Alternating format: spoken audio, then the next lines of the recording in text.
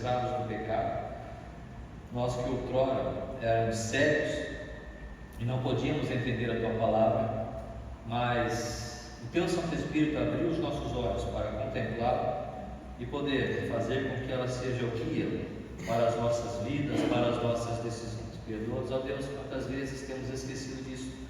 Perdoa-nos, Senhor, quantas vezes temos negligenciado isso. E quantas vezes, até mesmo por vontade própria, ou não esquecendo isso, nós preferimos errar, preferimos não fazer a Tua vontade. Perdoa-nos, ó Deus, mas faz-nos retroceder, faz-nos, Senhor, voltar atrás e assim estarmos percebendo, temendo a Tua palavra e percebendo o Teu amor revelado nela, o amor do Teu Filho Jesus Cristo. Abençoa-nos, ó Deus, para que esta palavra fale aos nossos corações, que o Teu Santo Espírito possa transformar cada um de nós aqui nesta noite. Nós oramos, agradecemos em nome de Cristo Jesus. Amém. Ezequiel, capítulo 22, verso 30.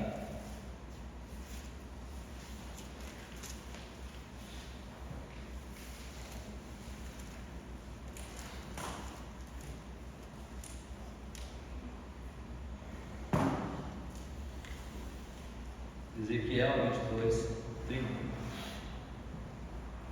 Diz assim: busquei entre eles um homem que tapasse o muro e se colocasse na brecha perante mim, a favor desta terra, para que eu não a destruísse, mas a ninguém achei. Busquei entre eles um homem que tapasse o muro e se colocasse na brecha entre mim, perante mim, a favor desta terra, para que eu não a destruísse, mas a ninguém achei. Conta-se que o Titanic, quando afundou, ele afundou porque uma grande abertura se abriu, se deu ali por conta da colisão com o iceberg, um grande iceberg. Era isso que se precisava acreditar, porque o Titanic era um navio enorme para a época, um dos grandes feitos, uma das grandes conquistas, talvez depois das pirâmides, né? No que diz respeito à construção do homem, depois das pirâmides, depois tinha o Titanic e depois a ida do homem à Lua, se é que o homem foi à Lua.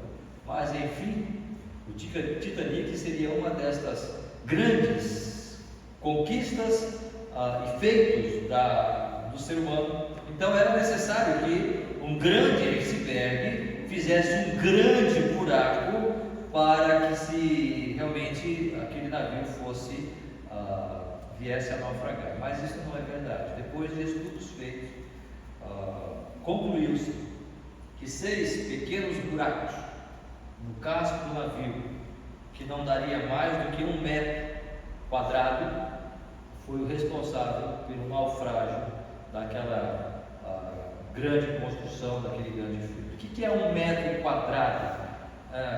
Se você olhar para o chão, vê 4 lajotinhas dessa aí, né? 4 lajotinhas, isso aí é 1 metro quadrado, 1 metro por 1 metro. Aí você tem 1 metro quadrado. Mas pastor, isso é um buraco grande? Sim, é um buraco grande se você olhar para a nossa realidade. Agora, se você olhar para a realidade e perceber, na perspectiva do Titanic, que ele tinha 269 metros de comprimento e 53 metros de altura, sabe quantos metros quadrados dá isso? 14.257. 14.257. O buraco que o iceberg fez, na verdade, foram 6 pequenos buracos, e esses 6 pequenos buracos davam um total de 1 metro quadrado. 6 lajotas, nem isso, não dava isso. Para você perceber que um pequeno buraco, um pequeno orifício, uma pequena brecha pode criar um desastre. E Deus estava esperando ou procurando apenas um homem. Um homem. Imagine, por exemplo, uma represa, uma barragem, e por algum motivo, de maneira inadvertida, alguém esquece de calafetar bem um tijolo, e aí começa a vazar água por aquele tijolo, e a pressão da água, né, começa então a vazar por aquele tijolo, e começa a desintegrar, por assim dizer, as outras calafetações. Daqui a pouco cai mais um tijolo, e daqui a pouco aquela parede não segura mais, e toda aquela água desce, matando pessoas, como por exemplo aconteceu na barragem ali em Brumadinho, em Minas Gerais. Quantas pessoas não morreram por conta daquela barragem que se rompeu? O que o Senhor está falando aqui para o povo de Israel é o seguinte: eu procurei um homem para tapar, para se pôr naquela brecha, no muro que havia entre eu e o homem, entre eu e o povo de Israel, porque a minha santidade, meu juízo, a minha ira é tal, como a pressão da água no Titanic, naqueles pequenos buracos, aquele 1 metro quadrado, estava entrando e entrou, apesar de ser um pequeno buraco em comparação com aquele monstro de navio, destruiu o navio, não tinha como permanecer.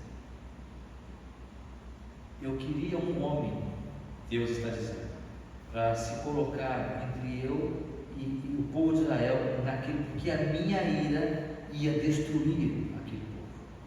Eu queria só um homem para se colocar ali, para interceder, para que por aquela brecha a minha ira, a minha santidade não visse o pecado deles. Mas o que o Senhor viu? A ninguém achou. O Senhor não viu um homem que pudesse servir para interceder. Lembra quando Abraão intercedeu por aquela cidade? Senhor, se tiver 10 justos, Senhor, se tiver 5 justos, Senhor, se tiver 1 justo. Eu queria um homem que pudesse realizar esse trabalho de intercessão por esse povo, mas eu não encontrei. A grande questão e a grande pergunta aqui, irmãos, é por que este homem era necessário? Por que este um homem era necessário? Porque havia uma brecha, havia um buraco. Este buraco não deveria estar ali. E por que estava?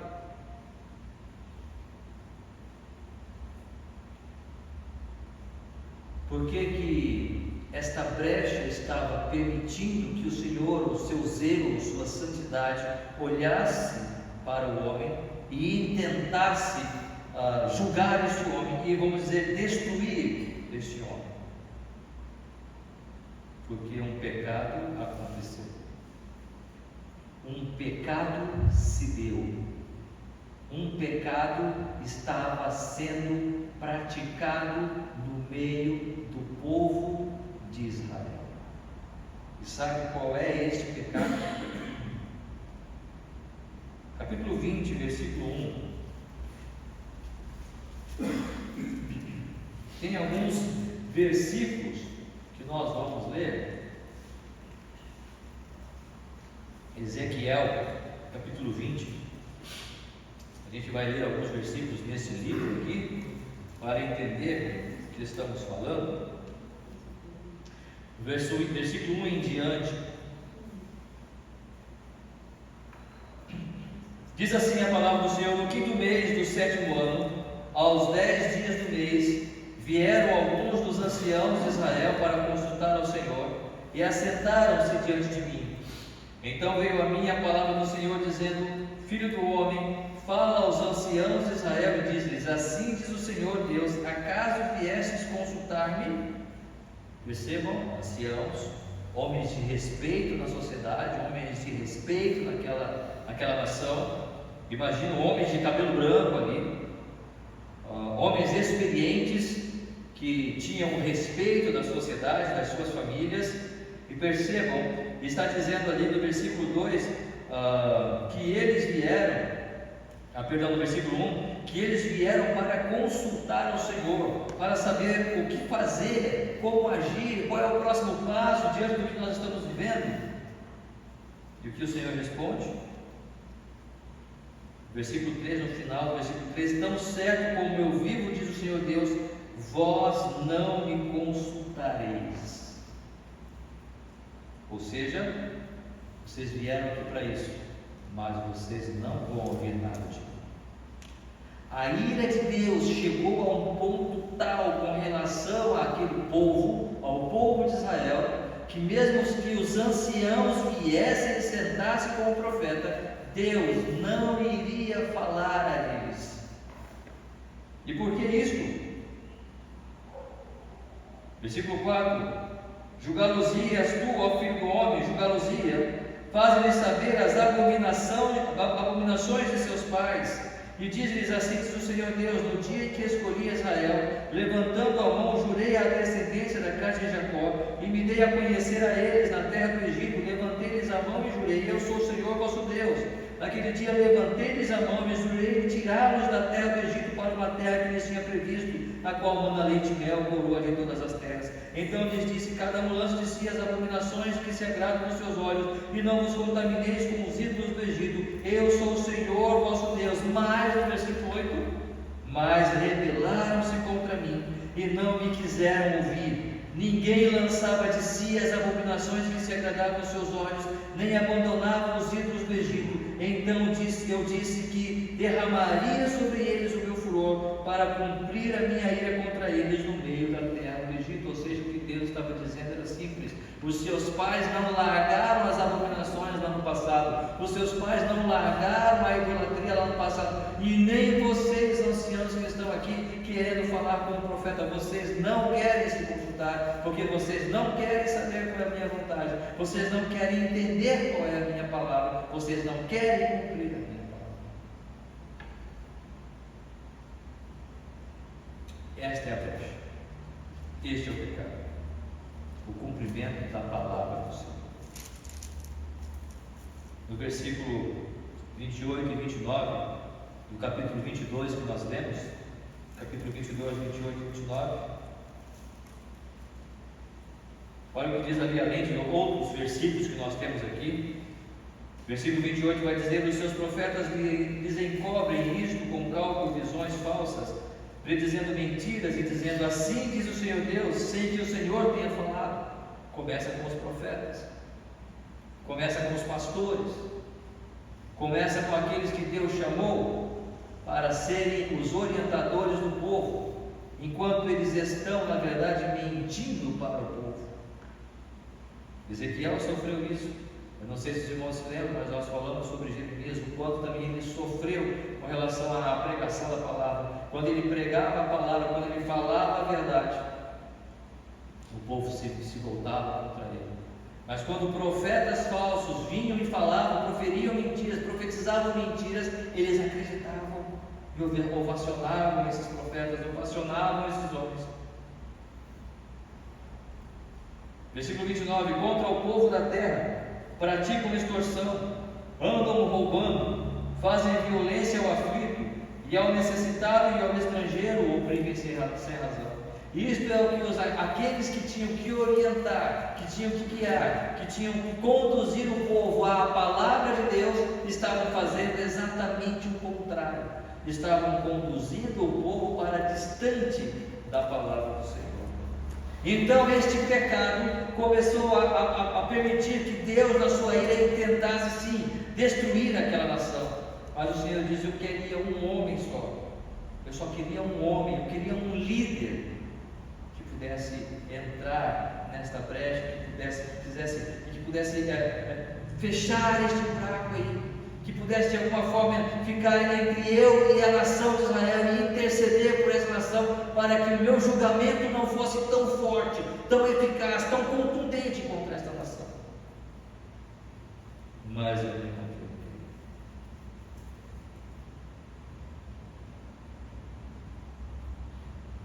Por exemplo, no versículo 6 do capítulo 22, voltando um pouco nesse mesmo capítulo, algumas coisas que estavam acontecendo. Depois você pode continuar lendo o capítulo e perceber mais coisas que é falado aqui. Capítulo 22, versículo 6 vai dizer: eis que os príncipes de Israel, cada um segundo o seu poder, nada mais intentam senão derramar sangue. Então este pecado da desobediência à palavra do Senhor ou da vontade do Senhor começa na própria liderança, começa nos próprios líderes. Nós podemos olhar para a nossa política e ver como que os nossos líderes estão e o que eles estão fazendo. Onde a corrupção é um trato normal, a corrupção é o modus operandi normal, o abuso de poder é a forma correta de agir. Não podemos, nem precisamos falar com relação à igreja, o quanto que isso tem afetado a vida da igreja, quando líderes que se levantam, até falei na semana passada alguma coisa sobre isso, líderes se levantam para distorcer aquilo que o Senhor mesmo falou. Versículo 7: no meio de ti desprezam o pai e a mãe, ou seja, lançam para a sociedade uma ideia de que pai e mãe é algo passado, é algo retrógrado. Quem está nas escolas, irmãos, percebe isso de forma muito clara. Percebe como que as crianças estão sendo colocadas na escola e a responsabilidade toda tem sido da escola, da direção e dos professores. Nunca é do pai e da mãe. O pai e a mãe vão ali só para cobrar direitos e deveres somente os pais. Vivemos numa sociedade onde a responsabilidade dos pais está sendo deixada de lado. Vivemos numa sociedade onde a figura do pai e da mãe não está sendo mais cobrado deles a responsabilidade para com os seus filhos, para com aqueles que um dia eles geraram e se comprometeram sim em conduzir, em sustentar essas crianças, em dar a eles educação e dar a eles orientações para serem cidadãos, pelo menos, não vamos nem falar com relação à igreja, com relação à vida cristã, mas cidadãos de bem, cidadãos que respeitam os mais velhos, que respeitam o próximo. Não, isso já é passado. Em muitos casos, isso é passado.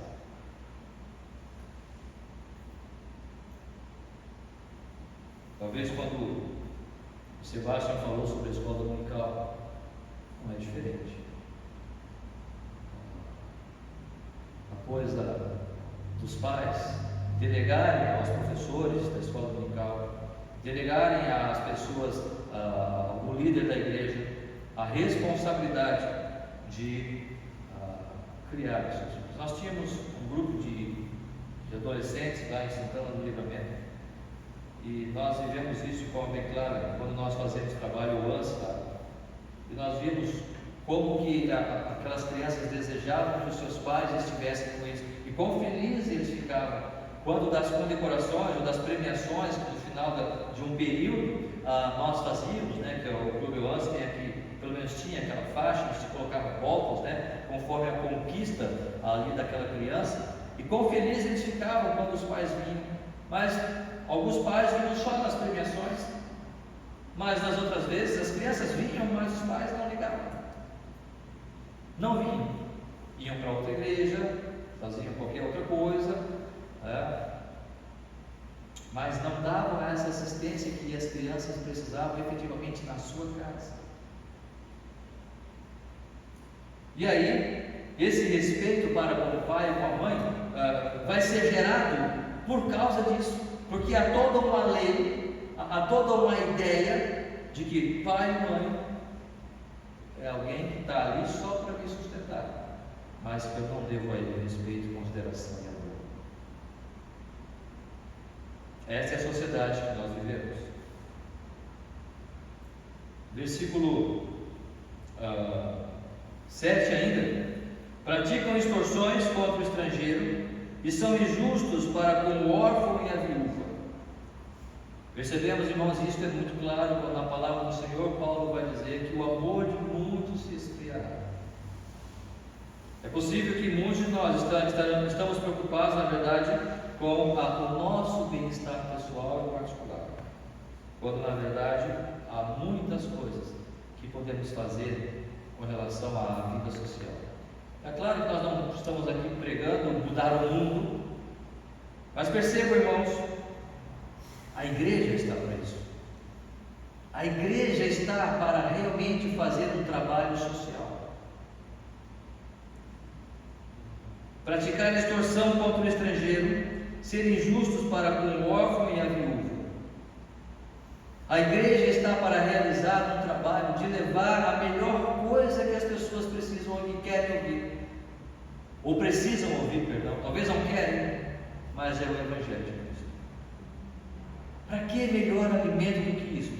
Eu sei que quando uma pessoa está com fome de pão físico, você falar do Evangelho talvez vai soar como alguma coisa inútil. Mas por que não dar o pão?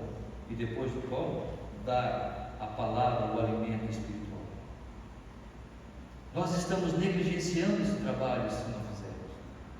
Nós estamos negligenciando o trabalho que o Senhor Deus deixou para nós, se nós não estivermos realmente trabalhando, efetivamente cumprindo esta missão na nossa vida como igreja que somos. E cada vez mais, irmãos, isso tem sido olvidado da igreja, esquecido dos próprios membros da própria igreja. Tenho falado que o trabalho de evangelismo é um trabalho sério, mas é um trabalho onde Satanás ele vai trabalhar exaustivamente para nos desanimar. Não estamos falando apenas de serviço social. O melhor trabalho social que eu posso fazer é levar o Evangelho. Se eu puder ajudar, muito bem. Uma cesta básica, ótimo. Nós estamos negligenciando, irmãos, quando o mundo está pedindo ajuda e nós negamos a ajuda espiritual, que é realmente oferecer o melhor alimento, que é o Senhor Jesus Cristo. Nós não estaremos também cometendo esse pecado, assim como o povo de Israel estava fazendo. Não somente isso,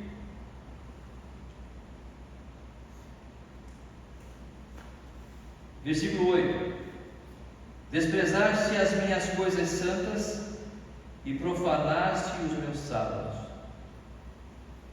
O Senhor estabeleceu para o povo de Israel festas santas, rituais santos. Nós já lemos sobre a construção do tabernáculo. Talvez um estudo interessante que nós poderíamos fazer sobre o tabernáculo, né? Toda a tipologia daquela construção ali, quando o Senhor orienta Moisés, é muito interessante.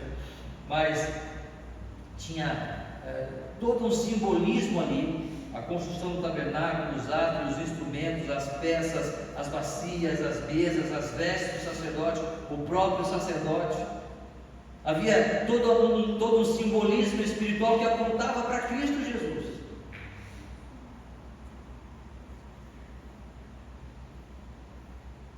Os dízimos, as ofertas, os sacrifícios, o derramamento de sangue daquele animal que era morto ali no propiciatório. Mas eles fizeram o quê? Desprezastes as minhas coisas santas e profanastes o meu sábado. Sabe por que foi que o povo de Israel foi exilado na Babilônia? Por causa da idolatria. E ele ficou ali 70 anos. Né? E sabe por que este tempo? 70 anos. Porque durante 490 anos, aquele povo esqueceu de observar o sábado. E a cada semana de anos, a cada 7 anos, eles deixaram de observar aquele ano, que era o ano sabático. Deus disse: vocês trabalham durante 6 anos, mas no 7º ano vocês não trabalham. Vocês plantam, vocês colham, vocês criem, mas no 7º ano não é para plantar, para a terra descansar. O que o povo fez? Ele trabalhou. Durante 490 anos eles esqueceram aquele ano sabático. E o Senhor cobrou. Por isso eles ficaram 70 anos exilados na Babilônia. Eles profanaram o sábado, profanaram as coisas santas. Ainda bem que nós não fazemos isso. Eu acho que nós não. Mas no sentido geral, irmãos, o que está acontecendo com o casamento? Isso não é só no mundo, não. O que está acontecendo com as famílias, como já falamos? A visão de família. Deus criou homem e mulher. Homem e mulher. Homem é homem, mulher é mulher. E acabou. Vamos profanar isso aí. Vamos colocar uma ideia diferente. Já pegou duas tomadas? Tentou ligar? Não dá. Não funciona. Não vai gerar energia. Se um navio de homens naufragar e estes homens caírem numa ilha, ficarem lá na ilha, que tenha alimento para 200 anos, o que vai acontecer com esses homens daqui a 50 anos? Mas imagine um navio, ou um navio só de mulheres, um passeio de mulheres, um cruzeiro. E esse cruzeiro naufragou e eles caíram, se viram numa ilha. E tinha alimento, mais frutas para 200 anos. O que vai acontecer daqui a 200 anos? Alguém chegou lá, algum viajante chegou e viu. O que vai acontecer? Aqui vai ter solos. Agora imagine um navio de homens e mulheres, gêneros diversos. Daqui a 200 anos, o que vai ter lá? Uma sociedade, vai ter uma comunidade, porque vai ter vida, porque foi isso que Deus estabeleceu. Mas o homem quer mudar isto, e aí arruma desculpas para inverter uma ordem santa e sagrada que o próprio Deus estabeleceu. A igreja, o que podemos falar da igreja? A igreja se tornou uma coisa de passeio. O pastor Ivone até falou, acho que foi no domingo passado, não sei. A igreja se tornou algo onde eu posso ir para passear. Eu vou lá, eu entendo, eu sei o que é, mas quantas pessoas nós vemos visitando aqui no domingo? Onde estão essas pessoas? Aonde estão essas pessoas? Elas vêm, me perguntam, me ligam no WhatsApp, mandam mensagem: pastor, a igreja tem salinha para as crianças? Tem. Cadê? Só quer vir naquele dia. Veio, ouviu. Porque a igreja hoje deixou de ser aquele local onde eu preciso ir para ter um compromisso. Eu vou para ouvir, pegar uma bênção, ouvir uma mensagem, cantar uns louvores, eu vou para casa. Irmãos, não é porque não gostaram do nosso culto, não. Não é porque não gostaram. Não volta, porque não vai voltar para nenhuma outra. Esta é a realidade dos nossos dias.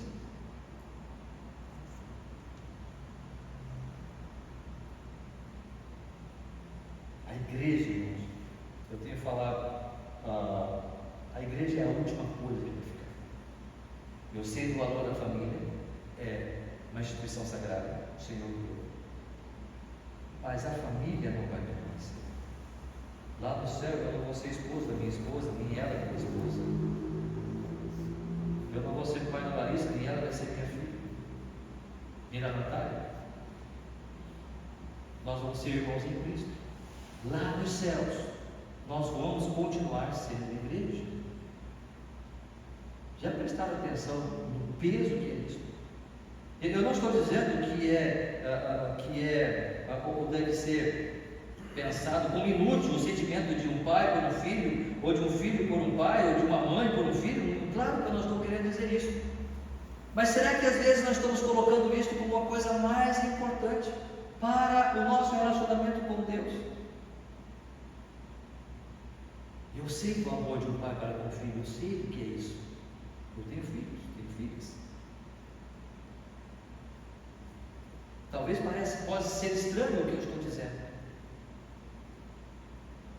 mas lá no céu nós seremos só irmãos em Cristo.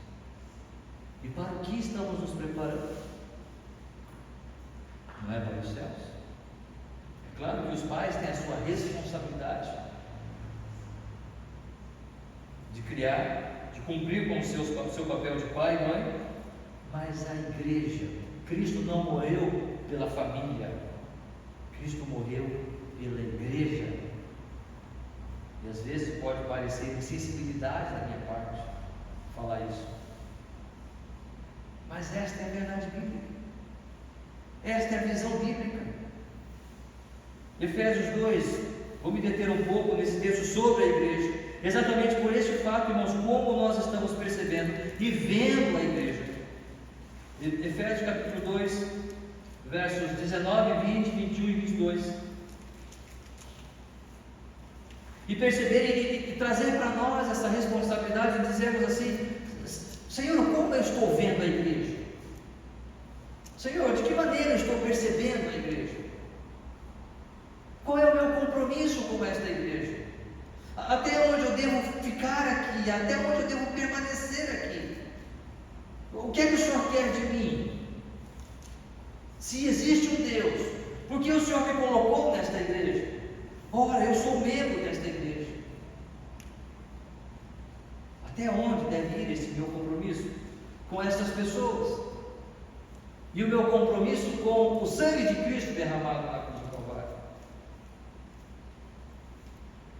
Assim já não sois estrangeiros e peregrinos, mas concidadãos dos santos e sois da família de Deus, edificados sobre o fundamento dos apóstolos e profetas, sendo ele mesmo Cristo Jesus a pedra angular, no qual todo edifício bem ajustado cresce para santuário dedicado ao Senhor, no qual também vós juntamente estáis sendo edificados para a habitação de Deus no Espírito.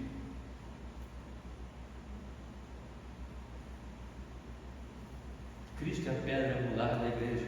É claro que ele não está falando aqui da igreja local, da igreja batista da graça, tão somente.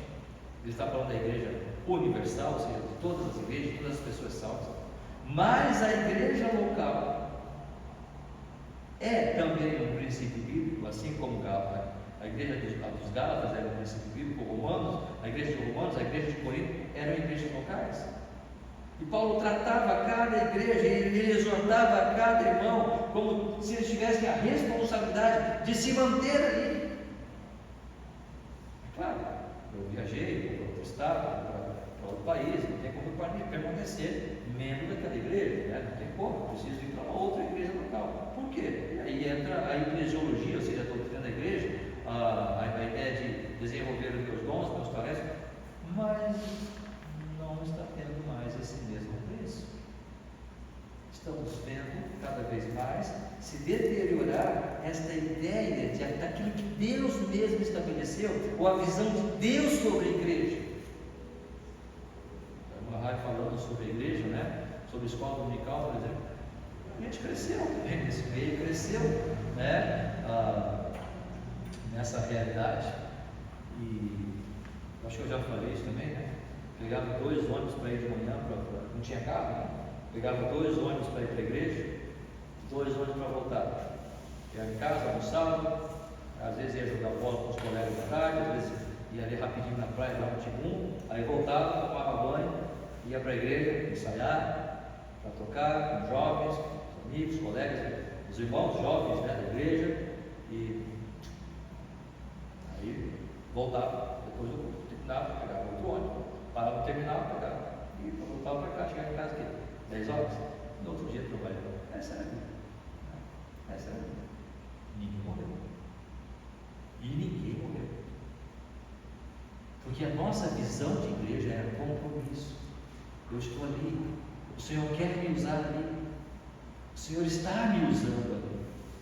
Mesmo que não pareça, mesmo que eu ache que não, que talvez nós, como seres humanos, e nos dias de hoje, a coisa está mais acelerada, onde a minha ação, os resultados do meu trabalho precisam ser vistos agora. Não, Deus não trabalha assim.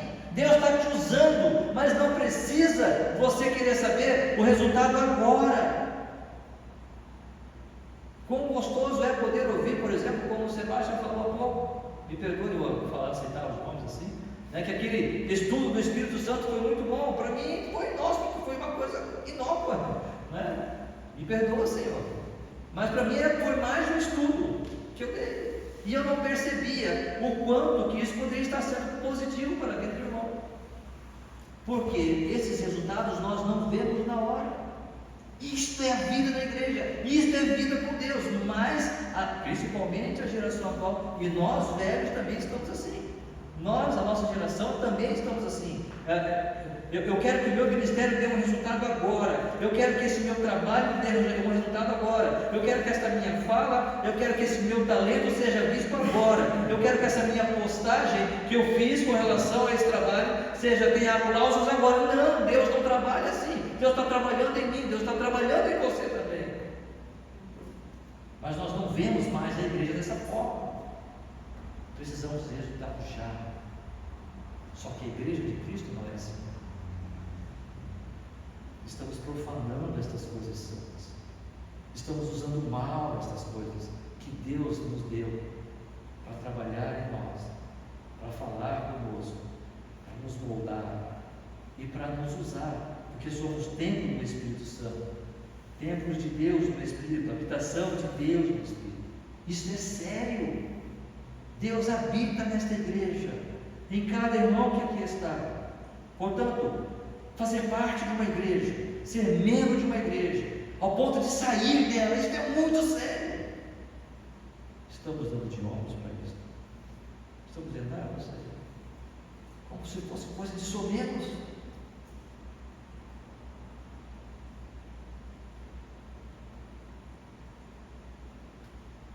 Quais seriam as qualificações para este homem estar nesta brecha? O que esse homem precisava ter? Era uma brecha. Busquei um homem, busquei entre eles um homem que tapasse o muro e se colocasse na brecha perante mim, para que pudesse a minha ira não destruir tudo isso aqui. Mas ninguém encontrou. O que é que Deus estava esperando procurando? Eu encontrei 3 homens.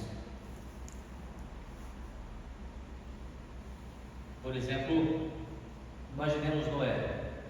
Será que Noé serviria para esse trabalho? Será que Noé serviria para esta função? Se nós olharmos lá em Gênesis capítulo 6, 9, nós vamos ver que Noé andava com Deus, ele era homem justo e íntegro.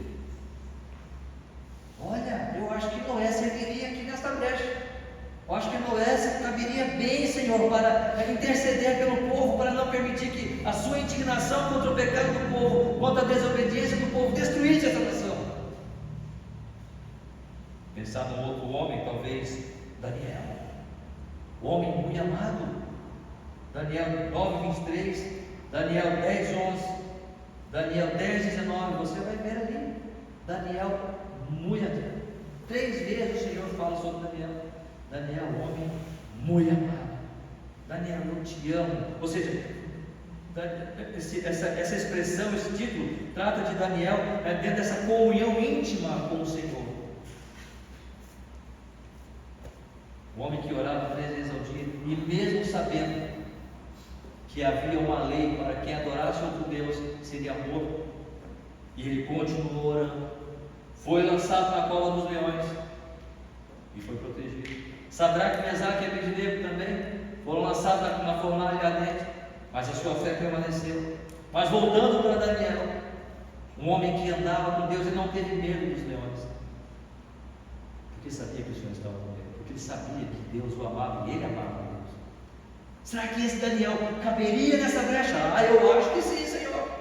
Eu acho que esse homem seria ótimo, perfeito, o perfil de Daniel maravilhoso para entrar aí e ficar aí e interceder por esse povo. Talvez Jó, quem sabe? Porque para ficar na brecha ali, para aguentar paciência, né? Tem que ter um pouco de paciência para esse trabalho, para essa missão, né? Para esse, enfim, para realizar esse ministério. Eu acho que Jó daria bem certo. não serviram. Nem Noé, nem Daniel e nem João. O Senhor não encontrou nenhum como esses homens. Mas mesmo que eles estivessem ali, eles não serviram. Por que, pastor, o senhor acha que não serviram? Porque Deus mesmo disse que não serviram. Se você abrir lá em capítulo 14, verso 13 a 20, Ezequiel, capítulo 14, do verso 13 ao verso 20. Eu vou ler rapidamente, os irmãos acompanhem.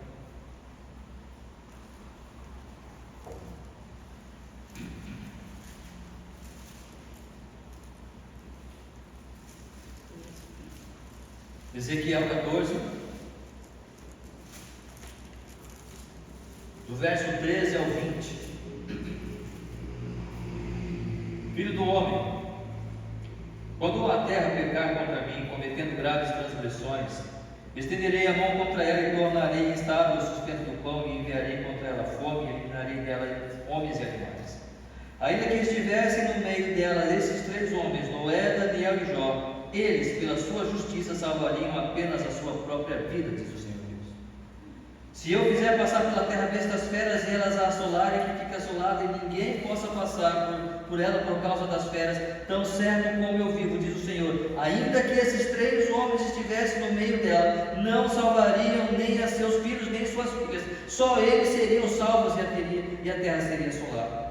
Ó, se eu vos fizer vir a espada sobre essa terra, e disser a espada passa pela terra, e eu eliminar dela homens e animais, tão certo como eu vivo, diz o Senhor Deus, ainda que esses três homens estivessem no meio dela, não salvariam nem a seus filhos nem a suas filhas, só eles seriam salvos. Ou se eu enviar a peste sobre essa terra e derramar o meu furor sobre ela com sangue, para eliminar dela homens e animais, tão certo como eu vivo, diz o Senhor Deus, ainda que Noé, Daniel e Jó estivessem no meio dela, não salvariam nem a seu filho nem a sua filha, pela sua justiça salvariam apenas a sua própria vida. Daniel, Jó e Noé não serviriam para entrar naquela brecha, não serviriam para tapar aquele buraco, para interceder entre Deus e aquele povo e aquela nação.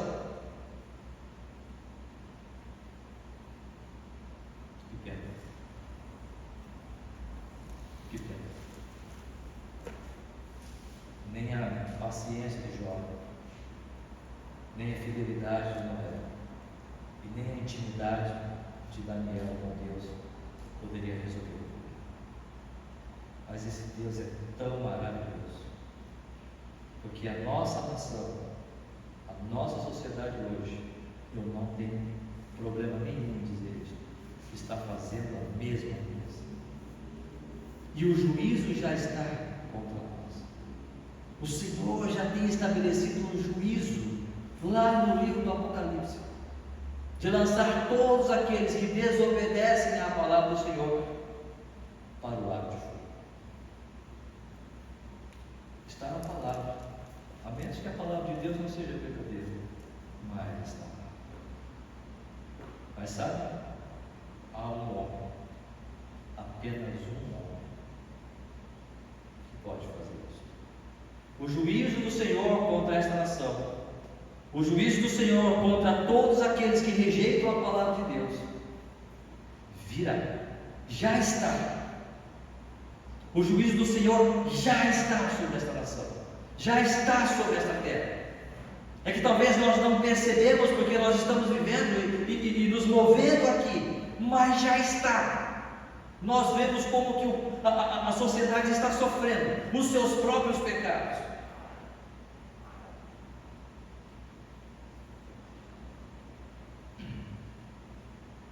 Apocalipse capítulo 5.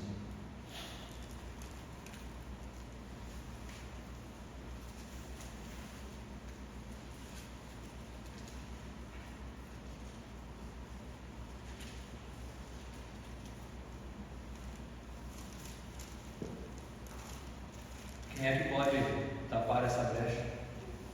Quem é que pode tapar esse buraco? Quem é que pode interceder entre Deus e o homem? Não encontrei ninguém.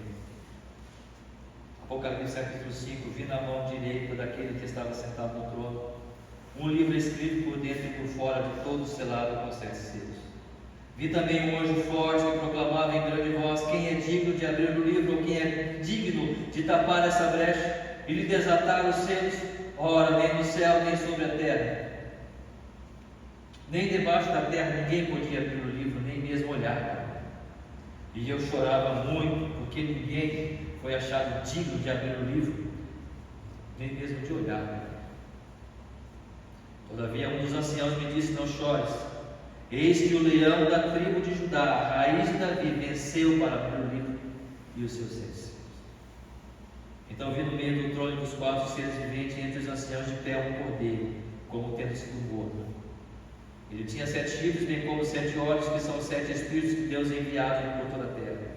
Veio, pois, e tomou o livro da mão direita daquele que estava sentado no livro, e quando tomou o livro, os 4 seres viventes, os 24 anciãos, prostraram-se diante do cordeiro, tendo cada um deles uma harpa e taças de ouro cheias de incenso, que são as orações dos santos, e entoavam um novo canto, dizendo: digno és de tomar o livro e de abrir-lhes o selo, porque fostes morto, e com teu sangue comprastes para Deus os que procedem de toda a tribo, língua, povo e nação. E para o nosso Deus os constituístes reis e sacerdotes, reinarão sobre a terra. Vi e ouviu a voz de muitos anjos ao redor do trono, dos seres viventes e dos anciãos, cujo número era de milhões e milhares, milhares e milhares, proclamando em grande voz: digno é o cordeiro, que foi morto, de receber o poder, riqueza, sabedoria e força, e honra e glória e louvor. Então eu vi que toda criatura que há no céu e sobre toda a terra, debaixo da terra e sobre o mar, e tudo o que neles há, estava dizendo: aquele que está sentado no trono e ao cordeiro seja o louvor, e honra, e a glória, e o domínio pelos séculos dos séculos.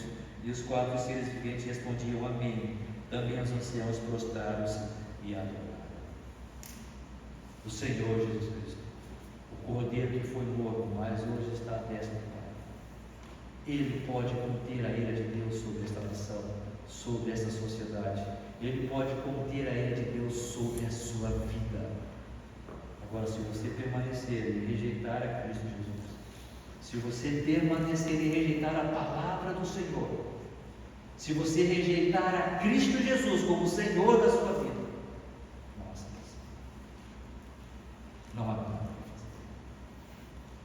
Cristo é o único digno de abrir o livro, o único digno de interceder por você. Você não pode. Se Daniel, Jó e Noé não puderam, quem somos nós? Mas Cristo pode, graças ao nosso Deus, porque Ele pode.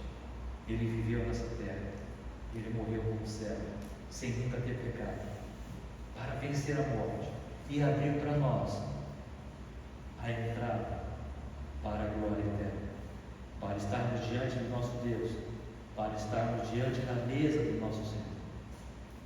A cruz e seus mistérios não posso entender. O Senhor Jesus Cristo agonizou no Calvário. O Senhor Deus, Ele deu o seu Filho para nós, para que a ira que estava sobre nós fosse transformada em amor. Justificados, pois, mediante a fé, temos paz com Deus. Se você está rejeitando a Cristo, preste atenção. Se você rejeita Cristo como Senhor da sua vida, a ira de Deus sobre você permanece. Mas se você dobrar os seus joelhos, como os anciãos fizeram ali no texto de Apocalipse, aquilo que é ira se transformará em paz e amor de Deus por você. Nós estamos falando que tudo vai dar certo. Eu estou falando que você pode ter a esperança da vida eterna com o Senhor. Que o Senhor nos abençoe.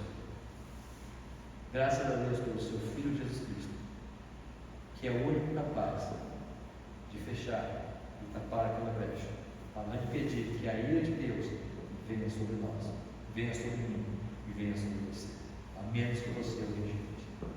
Vamos ficar em pé, vamos cantar um louvor. Jesus, obrigado. E depois desse louvor, eu vou pedir que o irmão Paulo, por favor, ore para nós, encerrando o nosso culto.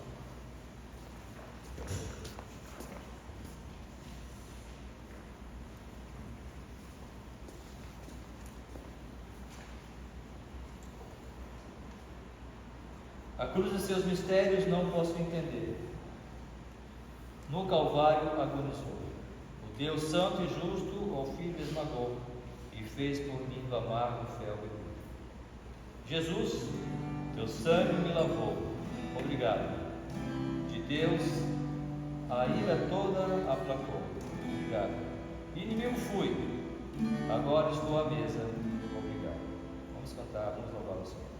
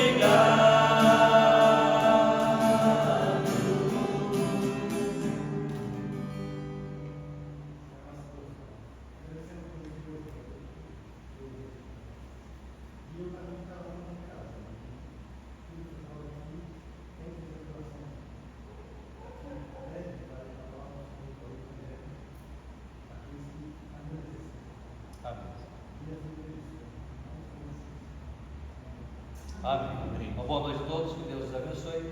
Uma boa semana, na graça do nosso Senhor. Amém.